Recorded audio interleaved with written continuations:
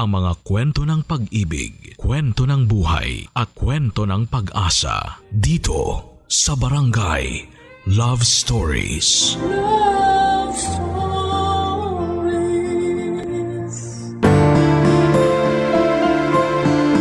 Ang mga nanay natin ang mga taong inaasahan nating magpoprotekta at mag-aalaga sa atin. Sila ang unang tinatakbuhan natin sa oras ng pangangailangan. Pero may mga pagkakataon na sila din ang magdudulot ng pinakamatinding sugat sa ating puso dahil sa mga pinili nila sa buhay. Ikaw, kabarangay, may lakas ka bang patawarin at yakapin ang sakit na kanilang iniwan? Dear Papa Dudut, magandang araw po sa inyong lahat at sa mga kapwa ko kabarangay. Matagal na po akong taga-suporta ng Barangay Love Stories. Dahil may katrabaho po ako dati na palaging nakikinig sa inyong mga kwento sa YouTube. Dahil sa kanya, nagsimula na rin po akong makinig sa Barangay Love Stories. Ang kwentong ito ay isang bahagi ng aking buhay na tanging ang aking mommy at kapatid lamang ang nakakaalam. Nakasulat po ito sa aking journal at sa pagkakataong ito, napagdesisyonan ko pong ibahagi sa inyo ang ilan sa mga karanasan at aral na natutunan ko sa buhay. Alam niyo po yung feeling na mas lalong gumagaan ang lahat tuwing may nakakausap ka tungkol sa problema mo. Kaya po ako sumulat sa inyo kasi gusto ko pong maramdaman ulit yung feeling na yon. Ako po si Jasper. Lumaki po ako sa isang pamilya na malayo sa karaniwang buhay ng marami. Noong pinanganak po ako ay tila hindi pa ganap na handa ang mami ko na maging isang magulang. Maaga po naghiwalay ang aking mga magulang at hindi ko na po nakilala ang aking tunay na ama. Kaya po habang ako'y lumalaki, ang yaya ko po ang madalas kong kasama at kausap sa bahay. Nagbago po ang aming sitwasyon noong pinanganak ang kapatid ko, si Dylan, na ang tatay ay isang Amerikano. Ngunit hindi rin po nagtagal at naghiwalay din si mami at ang tatay ni Dylan. Habang lumalaki po ako ay unti-unti kong napapansin na parang mas paborito ni mami si Dylan. Aaminin ko po na sobrang nasasaktan ako tuwing napapansin ko po ito. Pero ni minsan, hindi ko po pinagbuhatan ng sama ng loob ang aking half-brother. Sa katunayan po ay hindi ko na rin po naramdaman na magkaiba pala kami ng ama. Para sa akin ay si Dylan ang kapatid ko at wala po akong ibang nararamdaman kundi ang pagmamahal at pagkalinga sa kanya, Papa Dudut.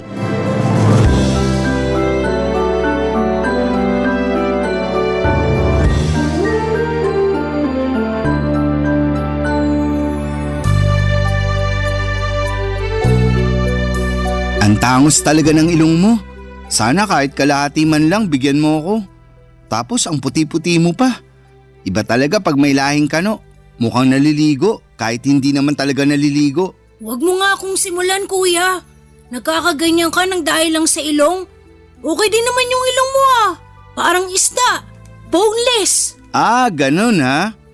Dylan, ayaw ko sanang sabihin to sa'yo pero sa tingin ko ito na yung tamang oras para malaman mo ang buong katotohanan. Sana maintindihan mo na hindi madali sa akin na sabihin to sa'yo. 2 years old ka lang noon nung napulot ka ng kasambahay natin sa basurahan. Hindi alam ng kasambahay natin kung ano ang gagawin niya noong mga panahon na yun. Kaya si mami na ang nagpaubaya at nagpalaki sa'yo. Anong akala mo sa akin 5 years old? Hoy, lumang tugtugi na yan. Balikan mo na lang ako pag nakapag-isip ka na ng bago. Eto naman, di na mabiro. Nga pala, asan si mami? Namamalengke ata. Kanina pa wala dito yun. Ang sabihin mo, baka nagbubulakbol. Ang di ko rin kasi maintindihan dito kay mami. Para siyang teenager kung umasta. Kung yung ibang nanay dyan, sobra-sobra yung pag-aalaga at pag-aaruga sa mga anak nila. Tayo naman parating naiiwan sa bahay kasama yung maid. Di ko tuloy maiwasan mainggit dun sa mga kaibigan kong pinaghihigpitan ng mga nanay nila. Naku, bahala ka dyan. Huwag mo ko kayo damay. Ayokong paghigpitan ako, no? Tsaka isa pa, ayaw mo nun? Pwede tayong kumain at maglaro ng video games buong maghapon. Kung sa bagay, pero mas maganda sana kung may tatay tayong kasama dito, no?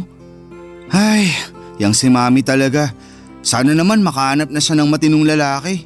Oo nga, di ko pa talaga nararanasan yung pakiramdam na magkaroon ng isang ama. Pareho lang naman tayo. Yung tatay ko di ko na rin naabutan. Tapos yung tatay mo naman, sobrang bata mo pa nun. Di nga nagtagal ng 1 month yun dito sa bahay. Mabait pa yung tatay ko, kuya. Ewan, di ko rin masabi. Pero ang natatandaan ko, parati silang nag-aaway ni Mami. Tas kadalasan, nasa terrace yung tatay mo umiinom at nagyoyosi.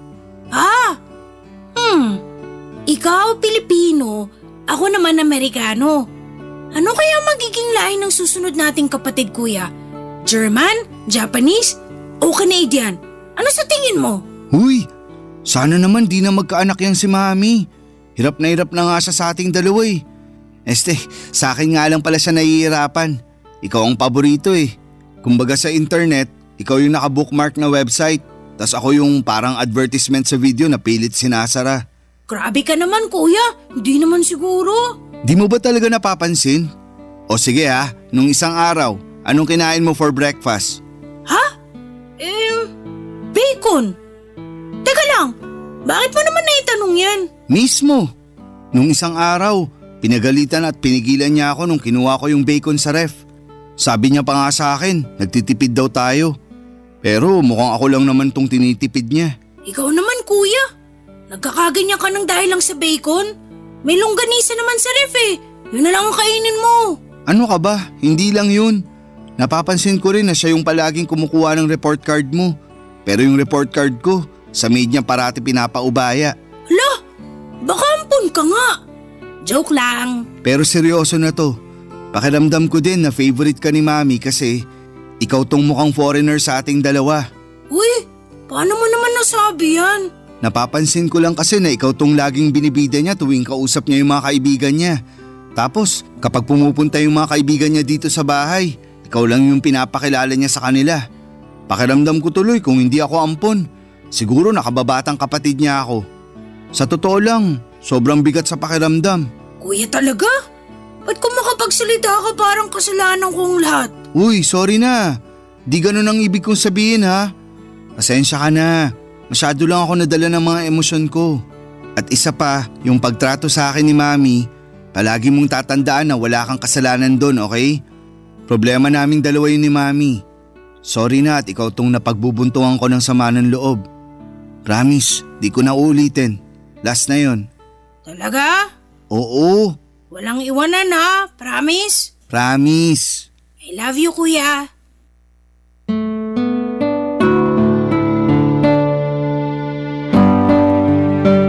Ganyan kami ng kapatid ko, Papa Dudut. Laging nag-aasara, nag-aaway pero grabe. Sobrang mahal namin ang isa't isa. Kahit halos 6 na taon ang agwat ng edad namin, pakiramdam ko ay parang 1 taon lang ang pagitan namin. Siguro ay dahil alam naming pareho na kami lang din ang magtutulungan sa huli.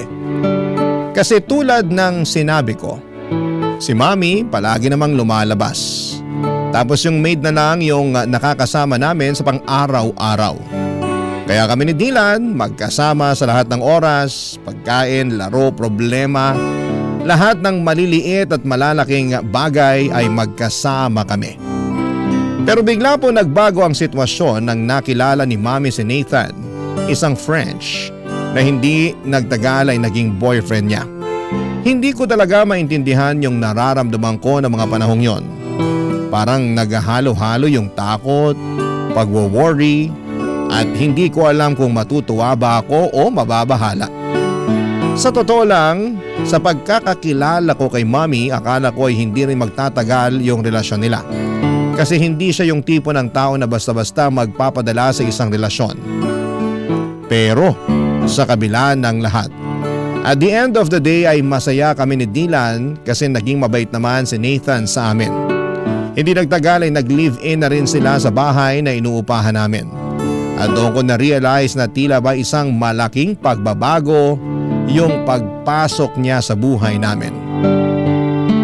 Akala ko ay magiging one big happy family na kami. Yung tipong magkakasama kami masaya at walang sagabal.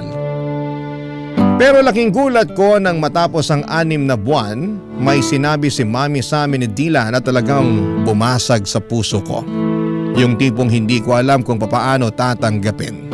Kasi parang lahat ng pangarap at inaasahan ko ay bigla na lamang nawasak. Ipinagtapat ni Mami sa amin ni Dylan na balak niyang ikasal kay Nathan sa France. Nung una'y natuwa pa ako para kay Mami kasi syempre masaya akong makita siyang masaya. Lalo na't si Nathan naman ay naging mabait sa amin. Pero hindi yon ang talagang bumasag sa puso ko. Yung sumunod na sinabi ni Mami ang nagdulot ng pasakit na hindi ko alam kung papaano ko haharapin, Papa Dudut.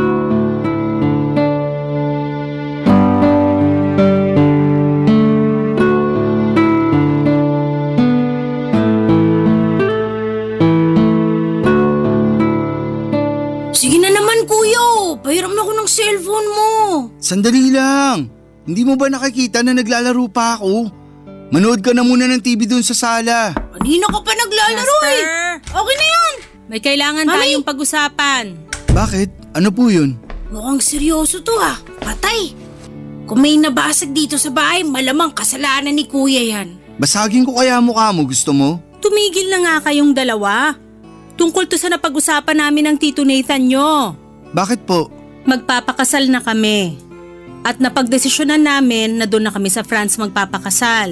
Ibig niyo po bang sabihin, sa ibang bansa na tayo titira? Astig!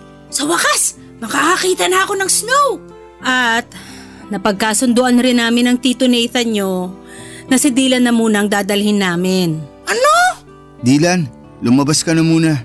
Pero kuya… Sige na, please. Sige na anak, iwan mo na muna kami ng kuya mo. Okay po.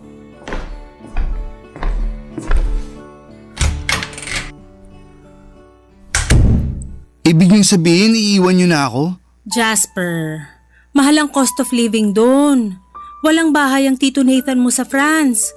Umuupa lang siya ng apartment doon. Magsisiksikan lang tayo kung isasama ka pa namin. At isa pa, mas makakamura tayo kung dito ka na muna sa Pilipinas mag-aaral. Bakit pakiramdam ko na nagpapalusot lang kayo? Alam ko naman na sa simulat 10 pa lang si Dylan na ang paborito niyong anak. At wala kayong narinig sa akin dahil mahal ko naman yung kapatid ko na yan. Pero di ko akalain na aabot kayo sa puntong paghiwalayin niyo kami. Jasper, wala na akong magagawa. Pinoproseso na ni Tito Nathan ang visa ko pati na rin ang visa ng kapatid mo. At huwag kang mag-alala kasi pumayag na ang lola mo na doon ka muna mag-aaral at titira sa kanya sa probinsya. Sobrang unfair nyo naman po. Alam ko na matagal nyo ng pangarap na maging residente sa ibang bansa. At nabigo kayo nung naghiwalay kayo ng tatay ni Dylan, hindi po ba? Hindi ko rin akalain na ipagpapalit nyo ako para lang sa pangarap mong yan. Ang kapal ng mukha mo? Buwas-bawasan mo yung tabas ng dila mo dahil kung hindi mas malala pa dyan ang aabutin mo sa akin. Nakapagdesisyon na kami ng Tito Nathan mo, Jasper. At wala ka nang magagawa doon. Huwag kang mag-alala. Dadalaw kami dito pag naging residente na kami doon. Hindi ka naman pababayaan ng lola mo dito sa Pilipinas. Pero kayo po ni Dylan ang kailangan ko. Hindi nyo ba naiintindihan yun? Ang tigas naman ng puso nyo sa akin. Para nyo na rin pinamukha sa akin na parang kasalanan ko pa na nabuhay ako sa mundong to. Kung ganito lang din naman ang kahinat na ng lahat ng to, sana pala iniwan nyo na lang ako kay Lola nung ipinanganak nyo ako. Bakit nyo ba ako kinupkup kung hindi nyo rin naman pala kayang panindigan? Anong klase kayong ina? Isa pa, Jasper, at tatamaan ka na talaga sa akin. Umayos ka, hindi kita pinalaking bastos. Kung tutusin, hindi nyo naman ako pinalaki, di ba? Buong buhay ko, lagi kayong wala. Ano po ba ang naging kasalanan ko sa inyo para tratuhin niyo ako ng ganito? Kuya? Kuya, ano pang sinabi ni Mami sa'yo? Nagbago ba ang isip niya? Mukhang buo na ang desisyon niya. Kung ganun, hindi ako sasama sa kanila. Dito lang ako sa tabi mo, kuya. Dylan, wag. Ha? Anong ibig mong sabihin? Mas magiging maganda ang buhay at kinabukasan mo pag sumama ka papuntang France. At dun, mararanasan mo na rin ang pakiramdam ng magkaroon ng isang buong pamilya. Kaya ipangako mo sa akin na magpapakabait ka dun ha. Buong pamilya? Anong buong pamilyang pinagsasasabi mo dyan? Hindi ka nga kasama, di ba? Dylan, pinapangako ko sa'yo na magkikita pa tayo. Isipin mo na lang na pareho tayo nagbabakasyon sa ngayon. Susunod ako sa France at magsasama ulit tayo sa isang bubong, promise. Kuya, mamimiss kita. Ako rin.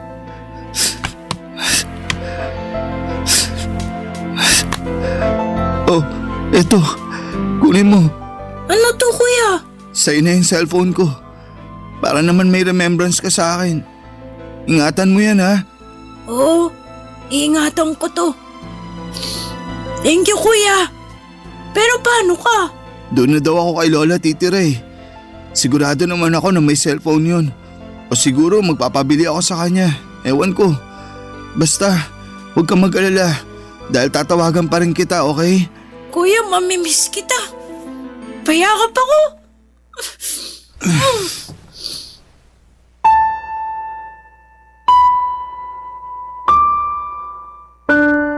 Papadudot, sobrang nasaktan ako sa naging desisyon ng nanay ko.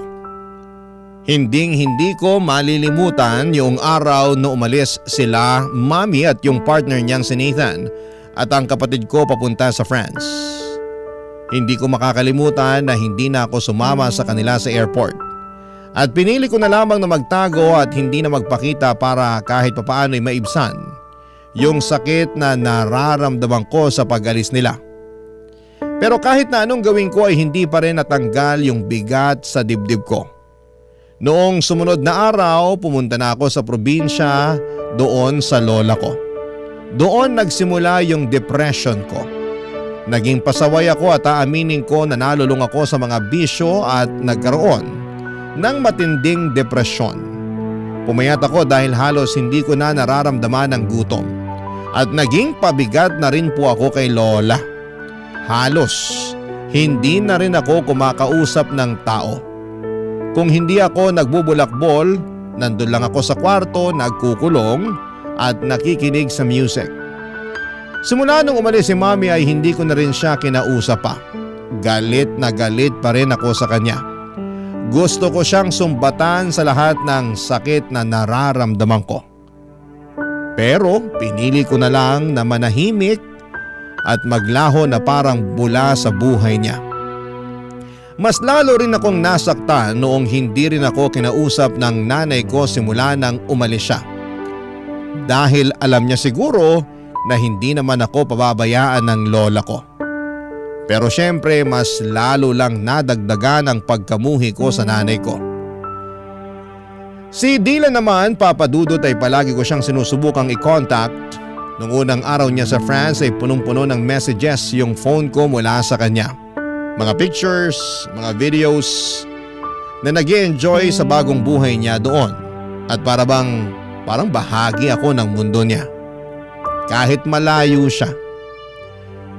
Pero habang tumatagal ay mas kumonte yung mga mensahe niya. Kung minsan ilang araw na akong hindi makakatanggap kahit isang text mula sa kanya. At yon, hindi ko maiwasang mag-isip na baka nakalimutan na niya ako. Nasaktan ako noon syempre at mahirap tanggapin, pero iniisip ko na lamang na baka abala ako sa bago niyang buhay kasama sina Mami at si Nathan, papadudot. Barangay Love Stories. Barangay Love Stories. Yung empathy ng lola ko ang naging gabay ko, papadudot. Kahit na siguro naging pasakit ako sa kanya, ni minsan ay hindi ko naramdaman at tinataboy ako ni lola. Laging pinaparamdam ni lola na naiintindihan niya ako. Ikinuwento sa akin ni lola na gusto raw akong ipalaglag ni Mami noong ipinagbubuntis pa ako nito, pero siya ang tumutol at ipinaglaban akong ipanganak. Nalaman ko rin na siya ang may gustong lumayo kami ni Mami para lumaki ako sa piling ng tunay kong ina. Pero hindi alam ni Lola na sobrang iba pala ang trato sa akin ni Mami habang lumalaki ako. Masakit mang marinig ang mga revelasyon ni Lola ay hindi ako nawala ng pag-asa. Dahil sa pagmamahal ni Lola ay nagpatuloy ako sa pag-aaral at nakapagtapos ng Bachelor of Science in Software Engineering. Niyaya ko pa siya na tumira sa syudad pero mas gusto niyang manatili sa probinsya. Tinanggap ko na lamang ang desisyon niya pero araw-araw pa rin siyang kinukumusta sa pamamagitan ng cellphone. Bumalik ako ng syudad at pinalad na makapasok sa isang kilalang kumpanya at nag-ipon. Isa sa mga layunin ko noon ay makita si Mami at si Dylan. Aaminin ko na may mga hinanakit pa ako kay Mami pero handa na akong lunukin ng pride ko, Papa Dudut. Matagal na kasi ang mga nangyari at ang tanging hangad ko na lamang ay magkaayos kami at makasama sila, lalong-lalo na po si Dylan, Papa Dudut. Sinubukan kong mag-message kay Dylan pero madalang na lamang talaga siyang mag-reply. Kaya naman nag-decide akong kontakin si Mami sa social media tungkol sa bala kong kumuha ng tourist visa papunta sa France. Nagulat ako sa mainit na pagtanggap niya. Ang sabi niya ay miss na raw niya ako at humingi pa siya ng sorry sa mga pagkukulang niya. Pinatawad ko siya at naramdaman ko na parang naghilom na ang mga sugat ko. Nag-file ako ng 3-week leave na approve at natuwa pa ako nang ma-approve ang visa ko. Kaya makakapunta na ako sa bansang bahagi ng Europa kasama na ang France. Agad ko itong binalita kay Mami at sobrang saya niya para sa akin, Papa Dudut. Si Dylan ay hindi pa rin ako nireplyan. Pero sinabi ko na lamang sa sarili ko na mas okay siguro kung magkita na lamang kami ng personal. At dumating na nga ang matagal ko nang hinihintay, Papa Dudut, ang makatungtong sa airport ng France.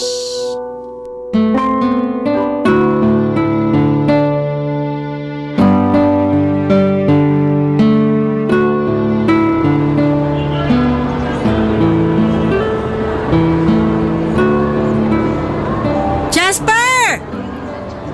Mami! Dylan! Namiss ko kayo, sobra! Namiss ka rin namin, anak. Ang laki-laki mo na. Ito rin si Dylan, oh. Halos hindi ko na makilala. Mas matangkad pa siya sa akin. Huy, kumusta ka na? Namiss kita sobra. Ano ba? Nasasakal ako. Ay, sorry, pasensya ka na. Masaya lang talaga ako at nagkita na rin tayo. Uy, ikaw ba't bihira ka na lang mag-text sa akin? Di mo na rin sinasagot yung cellphone mo tuwing tumatawag ako. Alam mo, konti na lang magtatampo na talaga ako sa'yo. Jasper, pwede ba? Pagod ako. Mami, mauna na ako sa kotse. Sige anak, hintayin mo na lang kami ng kuya mo. Mami, may problema ba si Dylan? Bakit nanlalamig siya sa akin? Tapos Jasper pa talaga yung tawag niya sa akin Naku na, hayaan mo na muna yung kapatid mo na yon. Pagod lang yun kasi late na natulog. Pero syempre, ginising ko siya ng maaga at pinilit ko siyang samahan ako dito sa airport. Kaya pala. Pero bakit Jasper lang yung tawag niya sa akin kanina? Aaminin ko, medyo nasaktan ako dun.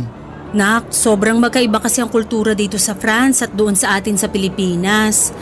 Dito kasi sa France, walang kuya-kuya at ate-ate. First name lang ang tawagan ng mga magkakapatid dito. Ano ba yan? Sobrang nakakapanibago naman. Mabuti na lang talaga at marunong pa siya magtagalog. Aba, syempre naman. Hindi ako nagfe-French kapag kausap ko yung kapatid mo na yan. Kasi ayoko na makalimutan niya yung lengguwahe natin. Mabuti naman po kung ganun. Pero Mami, siguro ang galing nyo na ni Dylan mag-French, no? Oo naman. Sa katunayan nga, mas magaling pang mag-French ang kapatid mo kaysa sa akin Napakatalinong bata. Sobra. Kahit nung bata pa yan, sobrang hanga na ako dyan Nga po pala, may kailangan akong sabihin sa inyo. Ano yon, Nak? Huwag po kayong mabibigla ha.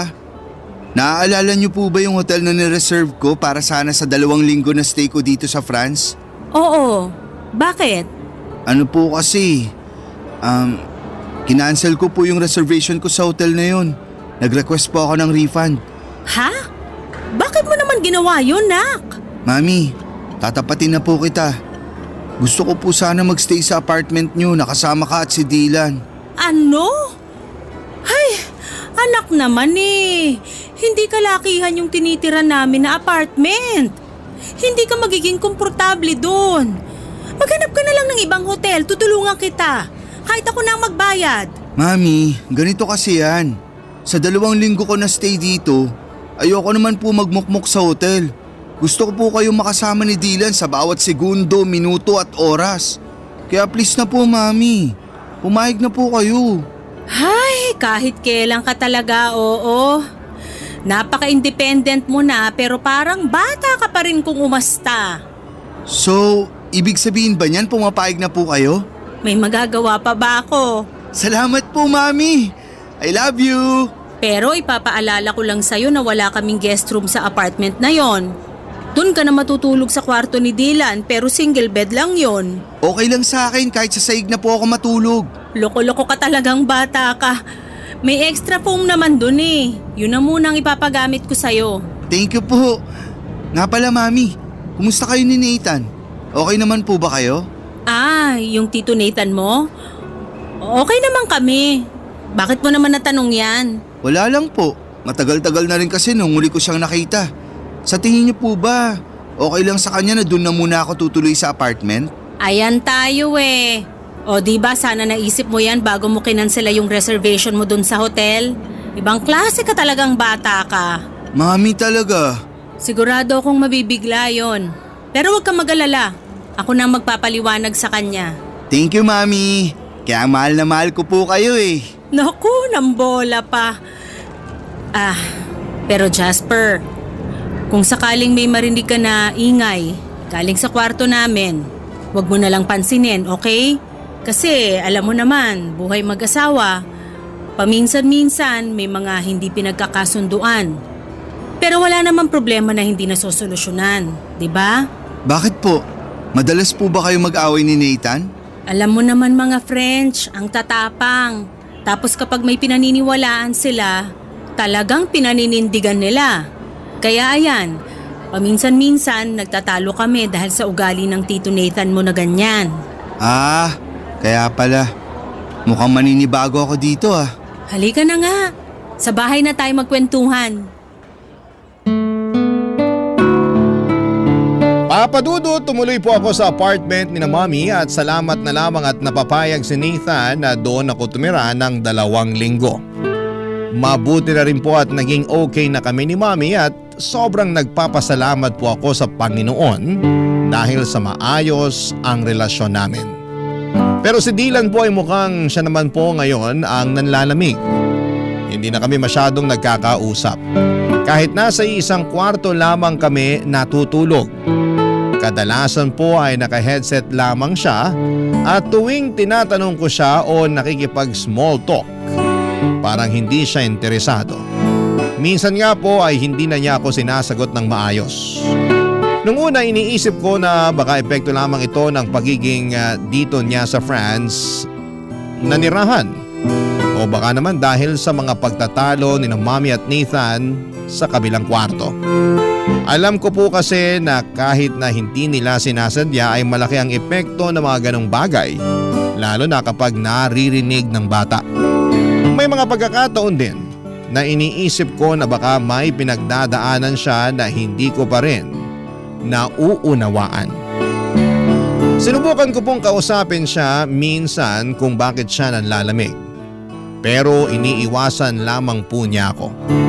Hindi ko na po siya pinipilit, baka lalo lang po siyang magtampo o magalit. Naintindihan ko naman po na may mga bagay na ayaw pa niyang pag-usapan at baka hindi pa siya handa papadudot.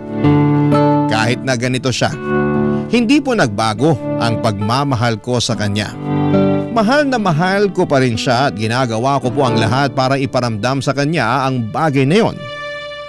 Kaya noong nagkita kami, ginamit ko po yung pagkakataon para ipakita sa kanya kung gaano ko siya pinapahalagahan. Pinagluluto ko siya ng almusal, binibilhan ng mga bagong gadgets at kung ano-ano pa. Nagpasalamat naman siya pero hanggang doon na lang. wala na po yung mga asaran at kulitan namin at ako na lang po ang unti-unti nag-a-adjust sa nagbabagong ugali ng kapatid ko. Hanggang isang gabi habang si Dylan ay abala sa computer at ako naman ay naglilinis ng kwarto ay may napansin po kong kakaiba sa likod niya. Manipis po kasi yung suot niyang damit noong araw na yon. Kaya kitang-kita ko na may kakaibang kulay sa likod niya. Dali-dali ko pong inangat ang t-shirt niya at parang nabasag ang puso ko sa mga nakita ko. May mga pasa siya sa katawan niya. Agad akong natigilan at parang may dumaan na bagyong dumurog sa puso ko.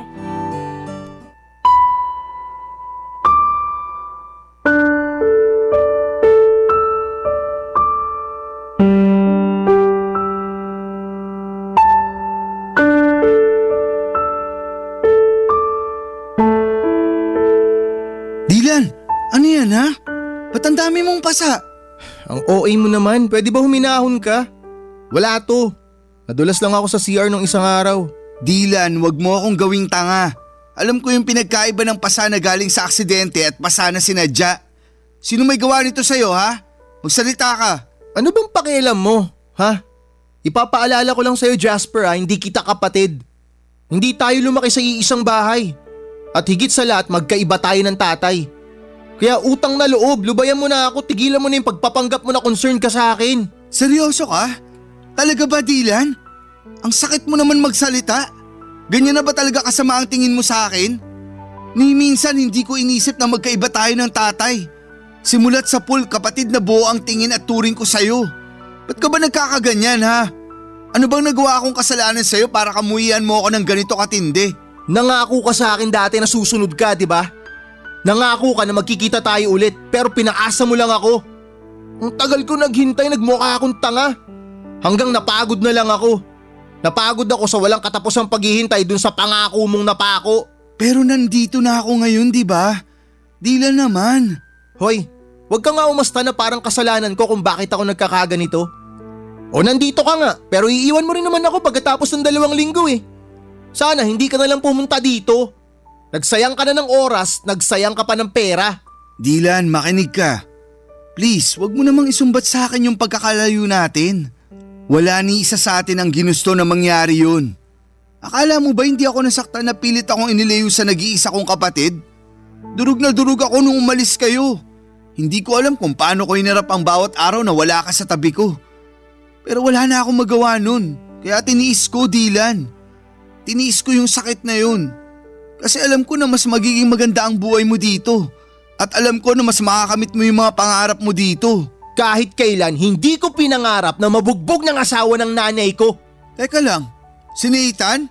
Siya ang may gawa nito sa'yo? Magbabayad siya sa ginawa niya sa'yo. Hayop siya? Hayop! Teka lang, kumalma ka nga. Masyado kang mainit eh. Makinig ka sa akin. Kung ano man yung ginagawa niya, hayaan mo na. Huwag ka na makialam. Mamaya madamay ka pa eh. Dylan, magpaliwanag ka. Bakit niya nagawa sa'yo ito? Kailan nagsimula to? Paano? Sabihin mo na sa akin, parang awa mo na. Ay, sa akin niya binubunton yung galit niya kasi hindi siya mabigyan ni Mami ng anak. Wala naman kaming magawa ni Mami, kailangan namin ng tulong niya eh. Kasi gusto namin maging legal na residente dito. Matagal ng pangarap ni Mami yun. Buwisit na pangarap yan. Wala man lang bang ginawa si Mami para ipagtanggol ka? Alam ni Mami lahat ng ginagawa sa akin ni Nathan. Pero wala nang pag-asa si Mami. Palagi na lang niyang pinagtatanggol yung asawa niya. Kesyo unawain ko na lang daw kasi nga may pinagdadaanan. Bakit di mo agad sinabi sa akin to? Bakit? May magagawa ka ba? Kung sinabi ko sa ito noon pa? Kung makaasta ka para kang hero ah. Wala ka rin naman magagawa eh. Di ba? Eto ba ang dahilan kung bakit di mo sinasagot mga messages at tawag ko sa'yo? Dahil mas pinili mong sarilinin ang lahat ng problema mo? Oo. Napakatanga ko. Napakabobo ko. Napakalaki kong gago. Dapat andito ako noong mga panahong kinailangan mo ko. Dapat nandito ako noong mga panahong kinailangan mo ng taong magpoprotekta sa'yo. Dapat nandito ako noong mga panahong wala kang karamay at kinailangan mong ilabas lahat ng sakit ng dahil sa lahat ng pinagdadaanan mo. I'm sorry, Dylan. Patawarin mo ako. Hindi mo kailangan humingi ng tawad. Pasensya ka na kung pinamukha ko sa'yo na kasalanan mo lahat kung bakit nangyayari to. Ang importante, hindi ka na ulit masasaktan ng animal na yon, naiintindihan mo? Alam mo kung ano yung pinakamasakit para sa akin? Yung simula pagkabata natin, ikaw yung paboritong anak ni Mami pero hindi ka man lang niya nagawang ipagtanggol sa hayop na Nathan na yon. Hindi ko alam kung paano natiis ni Mami yung ganitong klaseng sitwasyon, Dylan. Hindi ko na talaga kaya dito. Sasama na ako sa'yo. Parang awa mo na isama mo ko. Sorry kung hindi kita pinakitunguhan agad ng maayos. Ang totoo niyan, gustong gusto na kitang yakapin nung unang araw pa lang na nagkita tayo dun sa airport. Pero nilamon kasi ako ng inggit eh. Nilamon ako ng lungkot. Naiinggit ako kasi malaya mo nagagawa lahat ng mga bagay na gusto mo. Habang ako, mala-impyerno yung buhay ko dito.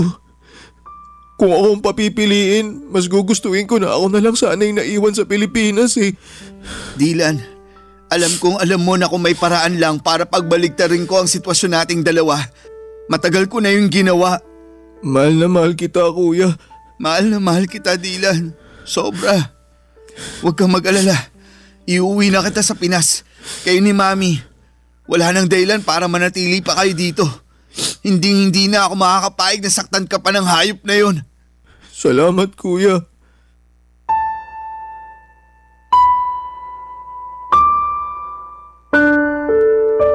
Sobrang gulo ng emosyon ko ng araw na yon, Papa Dudut.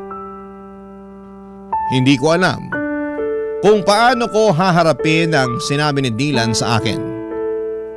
Kung nung una ay pinapangarap ko pang magtagal sa bakasyon ko sa France, ngayon ay parang ang tanging hangad ko na lamang ay makaalis pabalik ng Pilipinas kasama ang nanay at kapatid ko.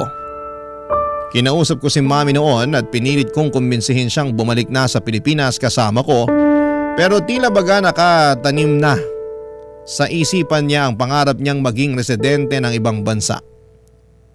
Pinagbantan niya rin ako na hindi ko raw pwedeng i-report sa authority ang kalaguyo niya dahil masisira daw lahat ng plano niya. Tinutulan niya ang tulong ko at sa mga mata niya ay parang isang malaking pagkatalo na lamang ang bumalik sa Pilipinas. Sobrang sakit ng pakiramdam ko. Kahit na anong pilit ko ay nagmatigas siya, Papa Dudut. Kitang-kita ko na ang toxic na ang relasyon nila ng asawa niyang Frances. Pero hindi pa rin siya tumitigil sa pangarap na makapagtuloy sa ibang bansa. Ang hirap, Papa Dudut. Ipinaglaban ko si Mami sa paulit-ulit na paraan, subalit sa kanya ay tila wala nang saysayang lahat. Kaya't gumawa ako ng paraan at sa huli ang tanging magagawa ko na lamang ay iligtas at dalhin si Dylan pabalik ng Pilipinas. Pagdating namin sa Pilipinas ay parang isang milagro. Ang dating pagkatao ni Dylan pati na rin ang relasyon namin ay muling nabuhay. Parang ang mga piraso ng aming koneksyon na matagal nang nawalay ay unti-unting nagsimulang magdikit muli. Naramdaman ko ang pagbabalik ng tiwala. Bukas siya sa akin at sa bawat araw ay tila mas nagiging malapit kami sa isa't isa, Papa Dudut. At ngayon dito na rin siya tumitira kasama ko sa kondo na inuupahan ko. Lahat ng mga pangangailangan niya ako na ang nag-aalaga at nag-aasikaso. At si Mami naman kahit nalabag sa puso ko na iwanan siya sa France ay wala po akong magagawa. Pakiramdam ko noon kung patuloy ako magmamatigas at ipagpipilitan ang gusto ko ay baka si Mami na mismo ang magtulak sa akin papalayo at ayokong mawala pa siyang muli. Hindi ko kayang masira pa ang natitira naming relasyon. Kaya kahit na ang sakit ay sinabi ko na lamang sa kanya na tawagan ako kaagad kung umabot na sila sa punto ng pisikala ng asawa niya. Binigay ko na rin sa kanya lahat ng mga phone numbers na mga pwedeng magbigay ng tulong doon kung sakasakali. Papa Dudut, gulong-gulo po ako noon. Para akong naiwan sa gitna ng isang bagyong hindi ko kayang kontrolin. Hindi ko matanggap na nanatili siya sa poder ng lalaking yon. Yung lalaking nanakit sa kapatid ko. Yung lalaking unti-unting tinatanggal ang kanyang peace of mind. Sobrang hirap at sa kabila ng lahat ng mga nangyari, parang hindi ko kayang tanggapin na patuloy niyang pinipili ang lalaking yon. Parang isang sugat na hindi mo kayang hilumin. Isang pighati na paulit-ulit na bumabalik. Barangay Love Stories. Barangay Love Stories. Papa Dudut, naging maayos naman po ang buhay ni Dylan dito sa Pilipinas. Lalo na at magkasama kami. Maliit lang ang inuupahan kong kondo pero komportable at magaan sa pakiramdam. Natustusan ko naman ang mga pangangailangan namin at sa bawat araw ay natututo rin si Dylan sa pag-a-adjust sa simpleng buhay dito sa Pilipinas. Ako na rin ang nag-aasikaso sa lahat ng papeles ni Dylan para makapag-stay siya ng maayos dito at higit sa lahat ay pinili kong ipagpatuloy ang kanyang edukasyon dito sa Pilipinas. Papa Dudut, masaya ako na naging mapayapa ang buhay namin kahit sa simpleng paraan. Ang mga maliliit na bagay na dating hindi namin binibigyang halaga, mga magaan na araw, tahimik na gabi ay ngayon ay nagiging malalaking bagay para sa amin. Ngunit sa kabila ng lahat ng ito, hindi pa rin nawawala ang matinding pagwo-worry namin kay Mommy, lalo na si Dylan. Paminsan-minsan ay binabangungot pa siya, parang ang mga masasakit na alaala mula sa France ay patuloy na bumabalik, Papa Dudut. Parang hindi siya makaalis sa mga trauma na iniwan sa kanya ng mga nangyari doon. Minsan ramdam ko ang takot sa mga mata ni Dylan at sobra siyang nagwo-worry sa kalagayan ng nanay namin. Hindi rin ako nakaligtas sa mga alalahaning yon.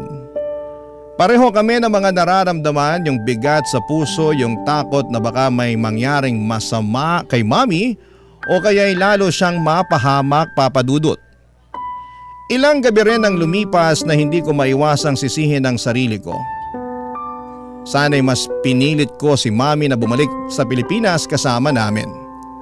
Hanggang ngayon ay hindi ko pa rin mapatawad ang sarili ko sa desisyon kong iwanan siya doon. Marami akong tanong sa isipan ko kung sana'y mas pinilit ko pa siya, kung sana ay hindi ko siya iniwan, baka hindi na siya lumubog pa sa ganitong sitwasyon. Pero sa kabila ng lahat, Papa Dudut, ng pag-aalala at pagdududa, may mga bagay na kailangan ko ring tanggapin. Minsan, hindi mo kayang baguhin ang mga desisyon ng ibang tao. Lalo na kung ang pinipili nilang landas ay iba sa'yo. Ngunit kung may isang bagay man na hindi ko pagsisisihan, yon ay ang desisyon na dalhin si Dylan pabalik ng Pilipinas. Siyang naging dahilan kung bakit mas nagkaroon ng pag-asa akong maramdaman na natutulungan ko siya at magbagong buhay. Sa kanya ko nahanap ang lakas na magpatuloy at hindi ko kayang isiping wala siya sa tabi ko. Lalo na sa mga panahong kailangan ko ng gabay at suporta. Mas ligtas siya sa akin dito at mas magaan ang pakiramdam ko na magkasama kami. Ang mga gabi namin ngayon ay tahimik, puno ng simpleng kaligayahan at mas kontento kami sa buhay, Papa Dudut.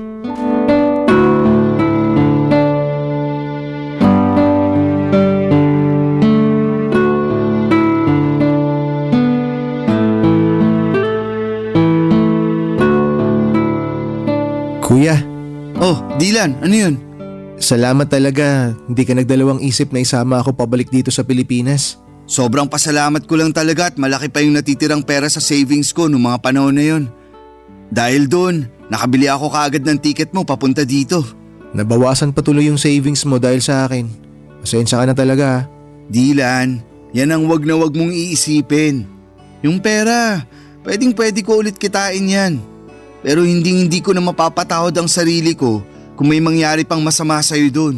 Ang bait mo talaga, kuya. Pero wag masyado ah. Baka kunin ka na ni San Pedro. Sira. Nga pala, kumusta pag-aaral mo? Ayun, okay naman. Medyo nakakapanibago lang ng konti kasi nga magkaiba yung educational system dito sa Pilipinas dun sa France. Pero huwag kang mag-alala. Makaka-adjust din ako dito. Ikaw pa ba? Mas matalino ka pa nga sa akin eh. Kayang-kaya mo yan, sure yan. Sana nga. Ay, Uy, mukhang may iniisip ka ah. Anong problema? Okay ka lang? si Mami kasi, hindi ko maiwasang hindi mag-alala sa kanya. Okay lang kaya siya dun? Baka sinasaktan na siya ng Nathan na yun. Nag-aalala din ako sa kanya. Pero parati naman kami nagtatawagan at mukhang okay naman siya. Ay, sana lang talaga okay siya ron. Huwag ka nang mag-alala. Alam mo naman si Mami, matapang yun. Hindi yun umuurong sa kahit anong laban. Kuya, mali ba yung naging desisyon ko Ha? Anong ibig mong sabihin? na sumama pabalik sa'yo dito sa Pilipinas? Sobra kasi ako nagigilty. Naiisip ko kasi mas maganda ata kung nagpaiwan na lang ako dun kay Mami. Sana kasama niya pa rin ako hanggang ngayon. Dylan, makinig ka. Wag na wag mong sisisihin ang sarili mo ha? Dahil wala kang ginawang mali. Tama lang yung ginawa mo na umalis sa poder nila. Ito ang lagi mong tatandaan. Hindi mo kailanman kailangang tiisin ang pang-aabuso ng isang tao sa'yo. Kung may choice ka para takasan at iwanan ang ganong klaseng sitwasyon, lagi mong pipiliin ang choice na yon. Naiintindihan mo ba yon? Si Mami ang mali dito, Dylan. Siya may kailangang baguhin. Kailangan niyang matutunang respetuhin ang sarili niya. At kailanman, hindi ko maiintindihan kung bakit tinitiis siya ang lahat ng yun. Lahat ng sakit at lahat ng pang-aabuso. Para lang maging legal siya na residente. O teka kuya, kalma ka lang. Huwag ka masyado magalit. Siya na mismo ang nagpapahirap sa sarili niya. Hindi ko na talaga alam kung anong nangyayari sa kanya. Dylan, hindi niya nakikita na ang kalayaan at ang respeto sa sarili mas mahalaga kaysa sa papel na pinapangarap niya. Kuya, sa tingin mo, babalik pa kaya si Mami dito? Huwag kang mag-alala. Hindi ko titigilan si Mami hanggang sa makabalik siya dito. Ako na bahala doon ha. Mag-focus ka na lang sa pag-aaral mo. I'm sorry.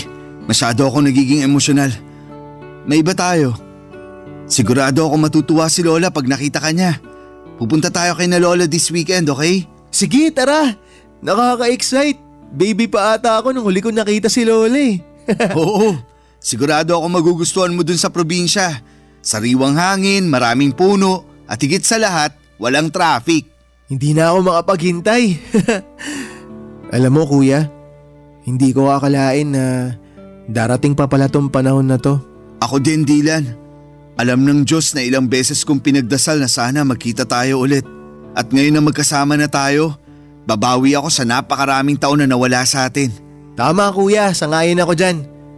Pero alam mo, pwede ka namang bumawi sa akin ngayon eh. Bila mo ka ng bagong cellphone kuya, bawi ka na. Ayan tayo eh. Sige na kuya, uugod-ugod na tong phone ko eh. Ang bilis na malobat. Tsaka kailangan na talagang palitan. Kuya, please naman. Bila mo na ako ng bago. Ay, sige na nga. Buksan mo yung drawer ko. May cellphone ako doon na hindi ko na masyadong nagagamit. Sa'yo na yun. Nice! Salamat kuya, the best ka talaga. Ayos, may bago na akong cellphone. Ay kuya, sandali lang. Diyan ka lang ha, may papakita ako sa'yo. Ano yan?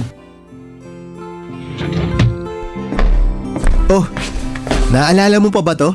Teka lang, ito yung bigay ko sa'yo na cellphone bago ka pumunta ng France ha. Buhay pa pala to? Oo kuya, talagang tinago ko na maigi to. Medyo matagal-tagal ko nang hindi nagagamit kasi sobrang luma na. Pero inalagaan ko to. Grabe! Hindi ko akalain na naitabi mo pa pala yan. Akala ko matagal nang nasira o nawala yan eh. Kasi tong cellphone na to, hindi lang basta gamit to. Ito yung alaala na naitago ko na kahit na malayo tayo sa isa't isa, kahit na anong mangyari, may mga bagay na hindi talaga magbabago. Dylan, thank you at hindi mo kinalimutan ang pagiging magkapatid natin. Salamat din kuya. Kasi dahil sa'yo, natutunan ko kung paano maging matatag. Ikaw rin yung nagturo sa akin kung paano lumaban. Kung wala ka, baka hindi ko rin nahanap yung lakas para makausad ako sa mga nangyari. Na-realize ko rin na walang laban ang hindi natin kayang pagtagumpayan basta magkasama tayo. Ikaw talaga, isa na lang at maniniwala na talaga ako sa'yo. Kanina pa tayo nagdadramahan dito eh. Pahag na nga lang. I love you kuya. Love you too. Sa mga panahong yon, Papa Dudo, talagang naghilom ang mga sugat namin ni Dylan. Mas naging matatag ang aming pagsasamahan bilang magkapatid. Tahimik na ang buhay namin at sa wakas ay nakaramdam kami ng kapayapaan, isang uri ng katahimikan na matagal na naming hinahanap. Hindi na rin kami palaging nag-aalala kay Mommy kasi parati kaming nagtatawagan at mukhang okay naman siya. Kahit nasa malayo siya, pero kahit na medyo mas tahimik na ang lahat, hindi ko pa rin kayang alisin sa puso ko ang pag-asa na balang araw ay ilalayo ko si Mommy sa kinakasama niyang French. Hindi ko talaga kayang patawarin ang ginagawa ng asawa ni Mommy sa kapatid ko. At kahit gaano kalayo or katagal ay hindi ko pa rin makakalimutan ang lahat ng sakit na idinulot niya sa aming pamilya. Masaya na rin ako na parang hindi ko na masyadong napapansin na may trauma pa si Dylan. Hindi na kagaya ng mga unang araw niya dito sa Pilipinas na talagang kitang-kita ko sa mukha niya ang mga bakas ng sakit at takot na iniwan ng asawa ni Mommy. Mga emosyon na parang hindi matitinag. Pero kahit na parang mas okay na siya ngayon, minabuti ko pa rin na dalhin siya sa isang psychologist. Kailangan niyang mailabas ang lahat ng mga negatibong emosyon na naipon niya mula sa mga pinagdaanan niyang trauma. Gusto kong matulungan siya na maghilom ng buo at sana'y magkaroon siya ng lakas na tanggapin lahat ng mga nangyari at makapagsimula ng panibagong kabanata sa buhay niya. Masaya na ako sa takbo ng buhay namin, Papa Dudut. Wala po akong naging problema sa trabaho at si Dylan sa wakas ay nakakapag-adjust na rin sa buhay niya sa school dito sa Pilipinas. Gumagala kami tuwing weekends at doon kami nakakahanap ng bonding, mga simpleng bagay pero puno ng halaga. Bawat araw na magkasama kami tila ba mas napapalalim ang aming samahan bilang magkapatid at natututo kami na mas marami ng bagay tungkol sa isa't isa. Akala ko ay magiging ganito na lang ang cycle ng buhay namin, tahimik, masaya at magkasama. Hanggang isang araw, may narinig kaming katok sa pintuan ng kondo namin, Papa Dudut.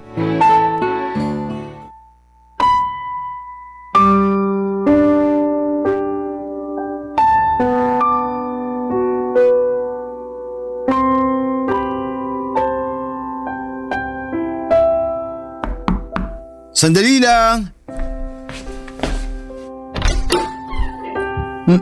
Mami? Mga anak! I'm so sorry! I'm so sorry! Ang tagal kong hinintay ang araw na to. Teka, Mami, paano nyo nalaman yung address dito?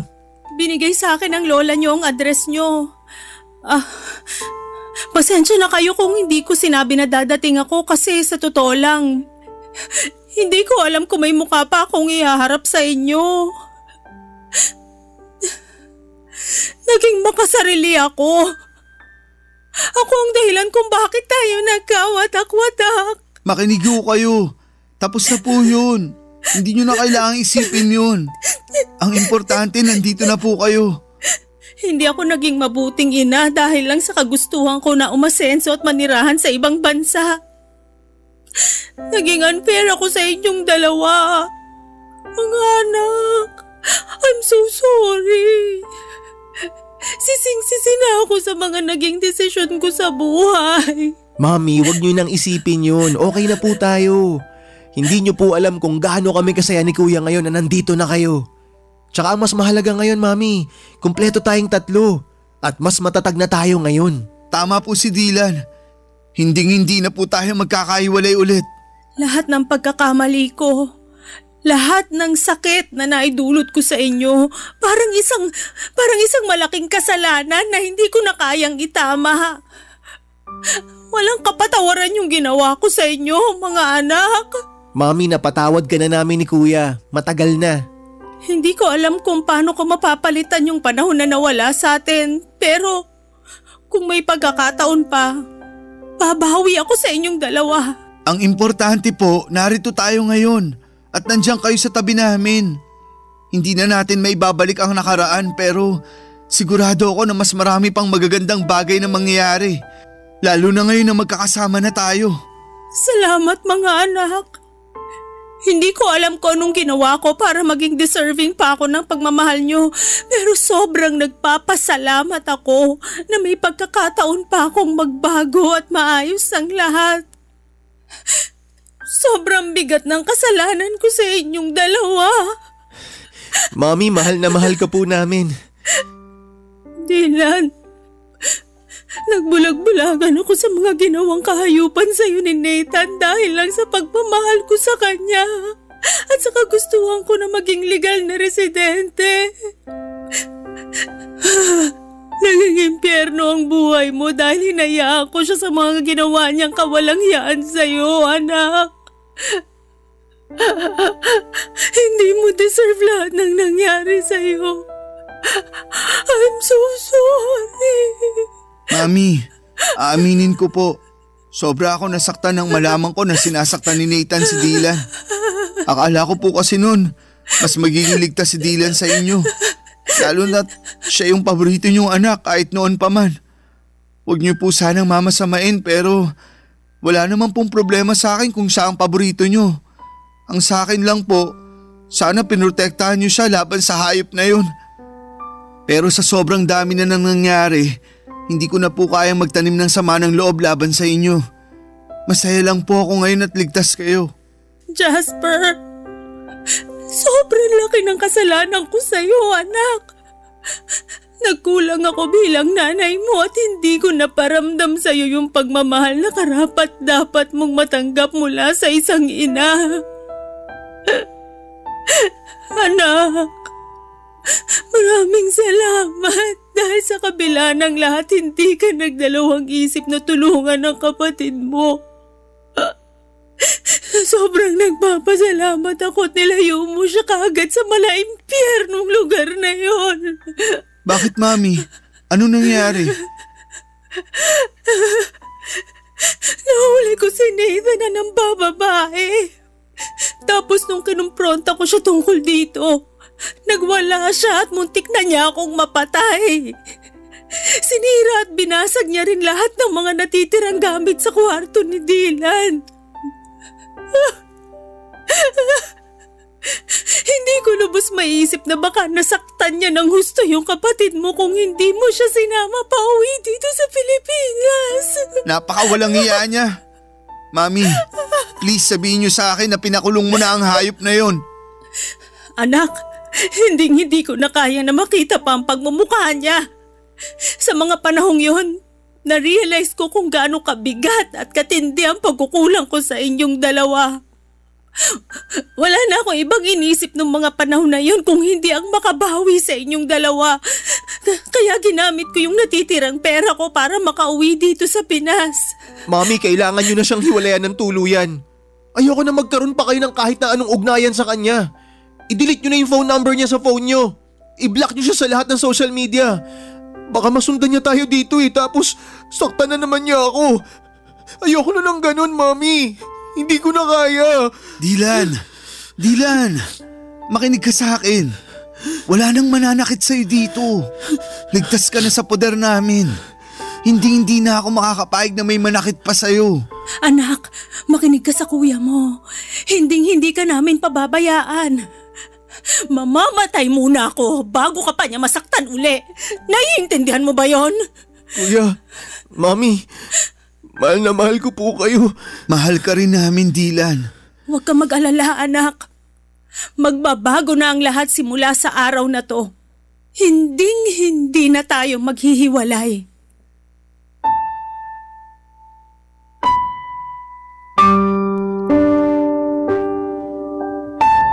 Papadudot muli ko na silaya ng mga bakas ng trauma sa mga mata ni Dylan ng araw na yon. Sobrang aking pag-aalala para sa kanya. Ngunit sa tulong namin ni Mami ay unti-unti at tuluyan din niyang nalaman na hindi siya dapat matakot pa. Si Mami po ay nanirahan kasama namin ni Dylan sa kondo na inuupahan namin. Habang ako ay patuloy sa aking trabaho bilang isang software engineer, si Dylan ay nagsusumika pa rin sa kanyang pag-aaral. At si Mami naman ay nagsimula ng magtrabaho bilang hotel receptionist. Nagtutulungan kami ngayon ni Mommy sa mga gastusin at bills at sobrang saya ko po na kahit na hindi na ako bata ay nakakapiling ko pa rin siya sa araw-araw. Naging maayos naman ang takbo ng buhay namin hanggang sa isang araw. Isang kaibigan ni Mommy mula sa France ang nagbalita na pumanaw na si Nathan dahil sa isang insidente sa bar. Tinulungan ko si Mommy na mag-hire ng French lawyer online upang mag-file ng divorce nang hindi na niya kailangan bumalik pa sa France. Sa kabila ng mahaba at magastos na proseso ay naayos din namin ito at sa wakas ay na-finalize ang divorce. Hindi ko po kayang ilarawan ang gaan ng aming nararamdaman nang matanggap namin ang balita na opisyal nang wala ng bisa ang kasal nila ni Nathan. Sa wakas ay makakapagsimula na kami ng bagong buhay. Sa ngayon ay nagsusumikap kami ni Mommy na mag-ipon upang makapagpatayo ng bahay na magiging saksi sa mas marami pang magagandang alaala na bubuuin namin bilang isang pamilya. Sa lahat ng mga naranasan ko ay natutunan ko na ang pagpapatawad ay isang paraan para bigyan ang sarili mo ng pagkakataong magpatuloy at maghilom. At syempre, maging maligaya. Lubos po ako nagpapasalamat sa Diyos dahil hindi niya ipinagkait sa akin ang pagkakataong muli kong makasama ang pamilya ko. At sa wakas ay masasabi ko na rin na ang mga sugat ng nakaraan ay tuluyan ng nagsara at naghilom. Kung sakali man po na matanggap ninyo ang aking liham ay nais ko po sanang magpasalamat sa inyong oras at atensyon sa aking kwento. From the bottom of my heart, gusto ko rin pong magpasalamat sa tuwa at inspirasyon na ibibigay mo sa programa mo. Ang inyong forever kapuso at kabarangay, Jasper. Barangay Love Stories. Barangay Love Stories. Kwentuhan naman tayo dito sa comment section. Nagustuhan ng iyong napakinggan? Ituloy yan via live stream sa www.gmanetwork.com/radio. Barangay LS. In Mega Manila, 97.1. Forever!